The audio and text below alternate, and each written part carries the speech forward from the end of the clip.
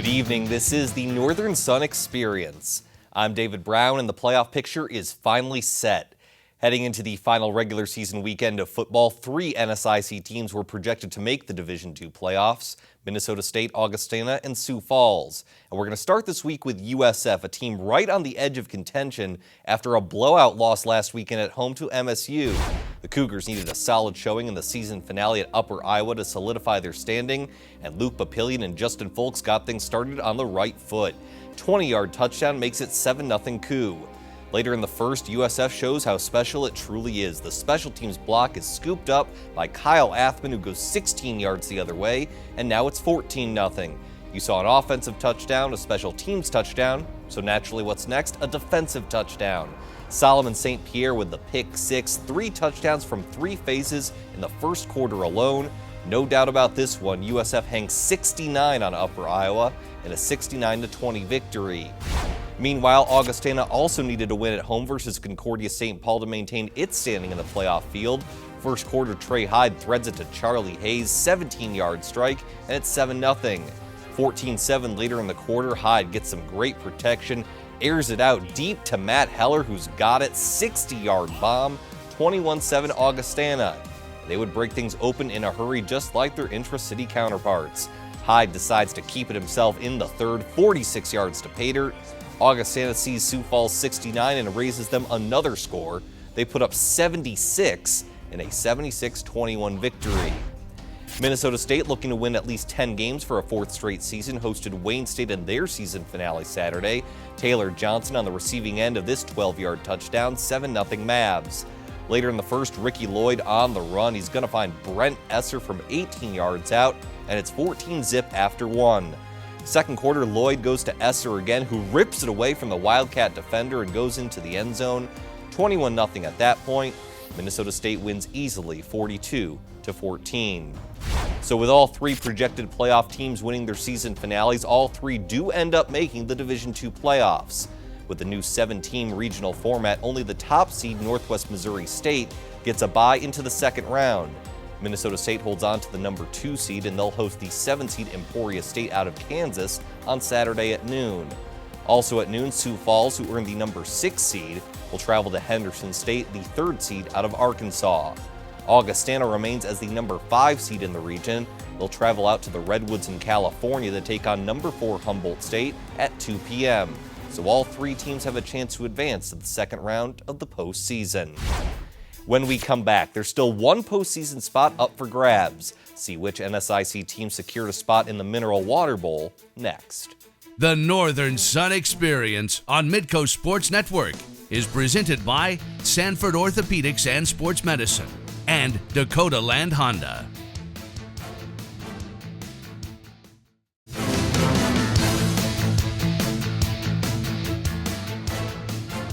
Welcome back to the Northern Sun Experience. While the 3 Division II playoff teams all hail from the NSIC's South Division, the North Division still has plenty of drama. 3 different teams had a chance to claim the North and also potentially grab a spot in the Mineral Water Bowl. We'll start with Minnesota Duluth hosting Minot State, and the Beavers would strike first. How about this catch by Marquise Cooper in the back of the end zone? Great adjustment, 7-0 Minot State. But UMD comes right back with the big fella. Nose tackle and part-time fullback Jonathan Harden with the 2-yard score. Bulldogs take an 8-7 lead. They're down 10-8 in the third when Nate Ricci gets loose, making an S shape on his way to the end zone. A 64-yard touchdown run as Minnesota Duluth retakes the lead. They would hold on to it in style. No one picks up Ricci on the reverse, so Justin Folks throws one of the easiest touchdowns you'll ever see. 59 yards. Minnesota Duluth over Minot State, 36-10. So UMD gets at least a share of the North Division title, and they would share it in a 3-way tie with Bemidji State and Northern State. The Beavers go into Aberdeen and top the Wolves 41-24. Jordan Hine had 363 yards through the air and 3 touchdowns for the Beavers. Minnesota Duluth, Bemidji State, and Northern State all finish with a 6-1 record within the division and thus share the NSIC North title despite different overall records. In other North Division action, MSU Moorhead visited Minnesota Crookston. First quarter, Herman Gray gets the pitch and finds an open highway to exit 6. 51-yard run, and the Dragons take a 7-0 lead. They're up 21-7 late in the second, but the Golden Eagles are clawing back. Constant Jackson with a nice grab in the back of the end zone. That cuts it to 21-14, but that's as close as UMC would get. In the third, Zane Medhog with the one-handed grab on the wheel route, 69 yards to the house. Dragons get above 500 and finish with a 6-5 record after a 59-21 victory over UMC. To North Dakota we go, St. Cloud State taking on UMary in the season finale. Less than a minute into the game, Huskies strike first. Nate Meyer finds Jamison Parsons all alone. He does the rest. 62-yard touchdown, 7-0 St. Cloud State. Marauders even things up later in the quarter. Caleb Buck to Connor Graves, 30-yard touchdown, and we're tied at 7. But it would be all Huskies after that. Meyer finds Parsons again, who splits the Marauders secondary, 49 yards on this score. St. Cloud State also finishes above 500 with a 42-7 win at UMary. And finally, Winona State visited Southwest Minnesota State on Saturday, and we'll start with a little trickery. Devontae Stevens goes 25 yards on the Statue of Liberty play, 7-0 Mustangs. Tied at 7 later in the first, but Andrew McReynolds gets rid of that in a hurry. He weaves his way along the right side and turns on the afterburners. 100-yard kickoff return. That sets a new school record and gives SMSU a 14-7 lead. Second quarter now and more history. Winona State's Carter McCauley nails a 59-yard field goal. That ties an NSIC record to cut the lead to 14-10. But the Mustangs would pull away in the second half thanks to Stevens' career-high 184 yards, 7 coming on this touchdown, and SMSU wins the inaugural Battle of the Sledge with a 33-28 win over Winona State. So even though SMSU and Minnesota Duluth both had an 8-3 record, due to a better divisional record, the Bulldogs get an invitation to the Mineral Water Bowl, which they have accepted. They will take on Fort Hays State University on Saturday, December 5th in Excelsior Springs, Missouri. It's UMD's second appearance ever in the game. They last played in 2001. When we come back, 4 NSIC soccer teams kick things off at the NCAA Central Region Tournament. See who advanced when we come back. The Northern Sun Experience on Midcoast Sports Network is presented by Sanford Orthopedics and Sports Medicine and Dakota Land Honda.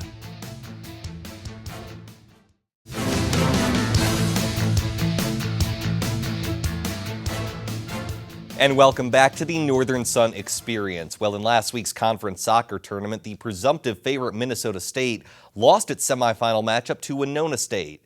Now, despite the early exit, the Mavs still made the Central Region Tournament as the number 2 seed, while the rest of the conference semifinalists also made it to the big dance. The team that topped the Mavs, Winona State, took on fellow conference foe Minot State in the first round. They'd go into overtime scoreless, but Ninfa Ramirez scores in the 99th minute overall to give the Beavers a 1-0 victory. So with the win, Minot State advanced to the second round to take on regional host and number 1 seed Central Missouri, and it would be another defensive affair. Celine Johnson with the early save for the Beavers. We're still scoreless, 85th minute. Central Missouri gets a penalty kick, and Taylor Thompson nails it for the Jennies. That gives them a late 1-0 lead, and then less than 2 minutes later, Central Missouri puts things away for good. Jada Scott with great control on the breakaway, and she fires it in. The Jennies end Minot State's run in the tournament with a 2-0 win, but congrats to the Beavers on a wonderful season. On the other side of the bracket, number 3 Augustana took on number 6 Harding in Mankato, Minnesota. 16th minute, Augie's Sam Timkowitz with the crossover, and she blasts it in. 15th goal of the year, and the Vikings have a 1-0 lead. Later in the first half, 42nd minute, Augie fails to clear it out, and Harding's Audrey Atkinson makes them pay from 20 yards away. She gets the equalizer, and we're tied at 1. Second half, 74th minute, Augie would move back on top. Callie Nordberg gets it ahead to Timkowitz, her second goal of the game, and the Vikings move on with a 2-1 victory over Harding. So that set up another NSIC clash in the region, Augustana at number 2 and host school Minnesota State. No score in the second half, but the Mavericks MVP all season comes through again. Corey Cronforce fires it in off the left side on the breakaway, and Minnesota State takes a 1-0 lead. 86th minute now, Mavs trying to hold on to the lead, but they get some insurance. The center kick ricochets off some Augie players, and Cronforce puts it in for the rebound. The Mavericks advance with a 2-0 win over the Vikings. So now we get down to the Sweet 16 in the Division II soccer tournament, and Minnesota State will look for its revenge on Central Missouri in Warrensburg on Friday the 20th. Remember, last season's Mavericks were an undefeated 22-0 heading into the Sweet 16, where they lost their first and only game of the year to the Jennies. Well, from the pitch to the court, the last weekend of NSIC volleyball wrapped up a few days ago, and heading into the weekend, the top 4 teams in the conference were also the top 4 teams in the entire country. A lot of great matchups to end the year, and we're going to start in Duluth. Northern State facing a tough opponent in UMD. Mandy Karofsky gets the early kill for the Wolves, but the Bulldogs, maybe the 5th best team in the conference, still a top 10 team nationally. Mariah Scharf's kill is too hot to handle. As we get to match point, UMD's power would prove to be too much as Sydney Mock lays the smackdown. Minnesota Duluth takes down Northern State in 5. Wayne State hoping to improve its standing at Winona State, but the Warriors were up for the challenge. Taylor Gore with a hammer early on. The Wildcats would keep things tight throughout. Alyssa Fraundorfer finds a soft spot in the defense, but the Warriors would pull off the upset. Maria Rage with the kill right here, and Winona State tops Wayne State 3-2. The weekend finished with a top 2 matchup, SMSU taking on Concordia. Casey Williams sets up Heather Schiller for the kill. Concordia gets out in front early, but the Mustang defense would tighten up later. Abby Thiessen with the block at the net. We'd be tied at 1. Later, persistence pays off. Claire Samus with the kill, but the Golden Bears were too much as Riley Hansen puts the finishing touches on a 3-1 Concordia victory. So now it's time for a very interesting conference tournament. All of these games got underway at 7 o'clock Wednesday evening, with Concordia St. Paul as the top seed taking on the 8th seed Minnesota State. Southwest Minnesota State is the number 2 seed, hosting number 7 Augustana. The 3rd seed Northern State is hosting the 6th seed from Winona State, and the 4-5 matchup pits Wayne State against Minnesota Duluth. The conference semifinals will all be held on Saturday the 21st, hosted by the highest remaining seed after the quarterfinals. The NSIC Conference Championship will take place on Sunday the 22nd. Coming up next, we go under the Northern Sun at the University of Mary. The Northern Sun Experience on Midco Sports Network is presented by Sanford Orthopedics and Sports Medicine and Dakota Land Honda.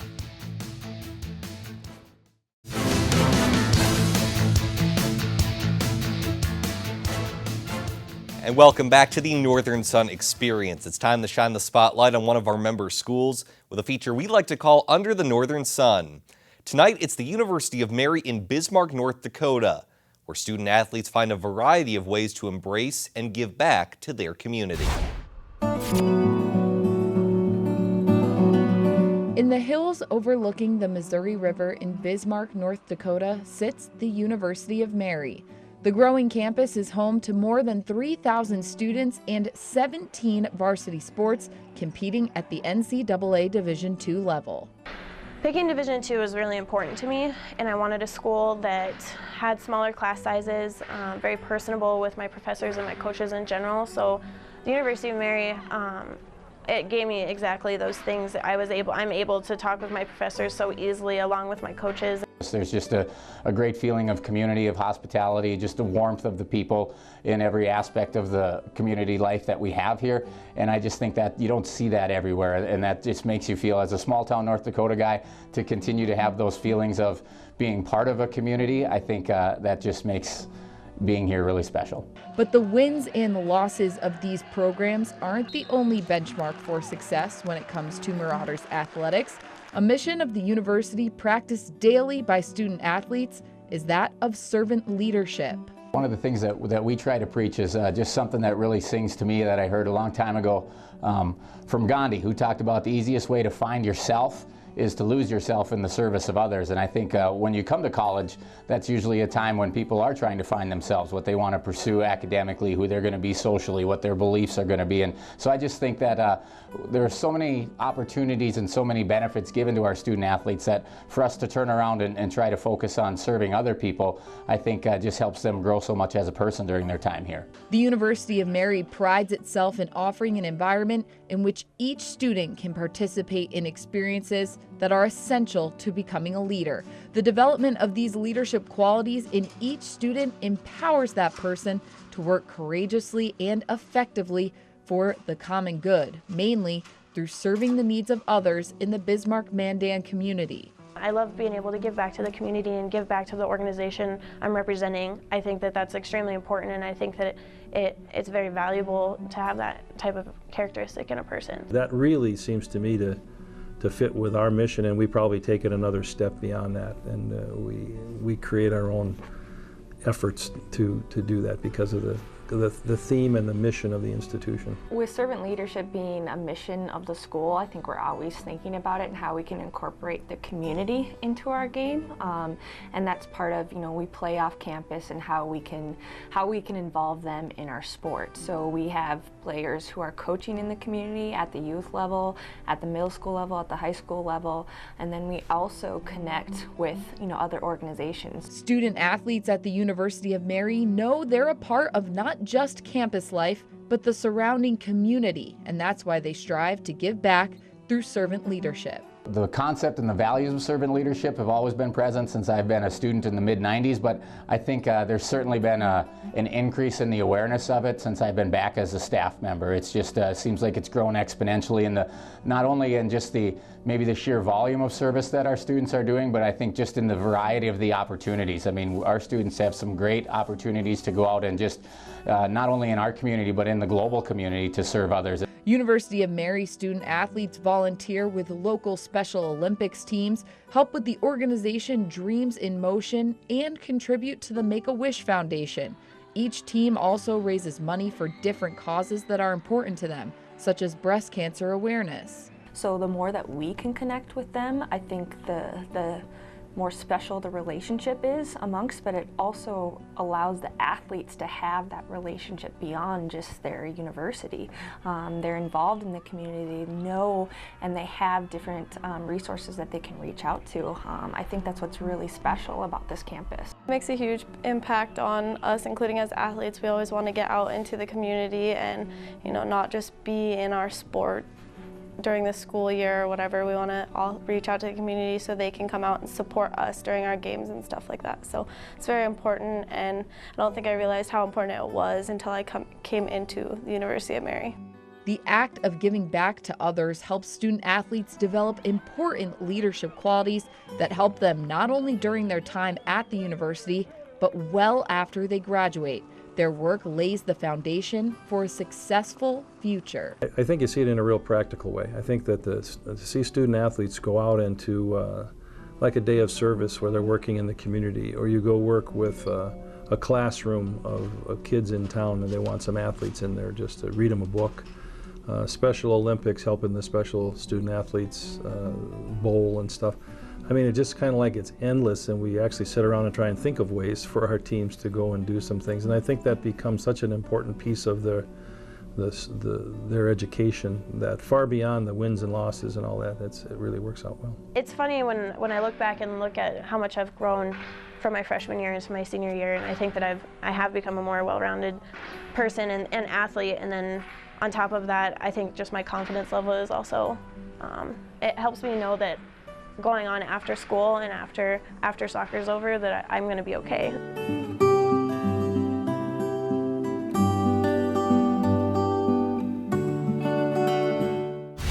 Coming up next, it's DB's Picks, the top 5 plays of the past week in the NSIC. The Northern Sun Experience on Midcoast Sports Network is presented by Sanford Orthopedics and Sports Medicine and Dakota Land Honda.